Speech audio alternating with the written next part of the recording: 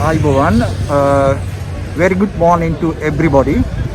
Today we are celebrating International Tourist Guide Day. This is the 21st February 2021. We represent Sling GL, Sri Lanka Institute of National Tourist Guide Lecturer.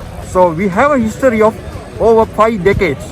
We contributed a lot to this country and to the economy of this country. So we have been doing a great service over 50 years for this country. So we call unofficial ambassador. You know, we had a lot of issues in Sri Lanka economically and politically. But we are the people who have given authentic, actual information to the foreigners. So who are collaborating with us over 50 years, we given all the details, actual one.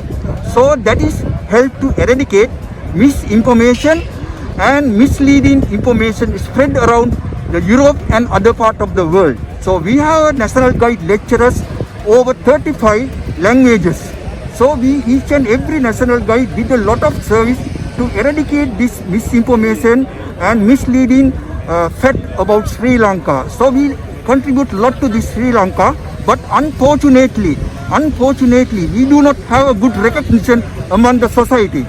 We have become the lowest wages paying group of Sri Lanka. We are the professional. In our group, we have doctors, lecturers, and wildlife officers, naturalists, so on.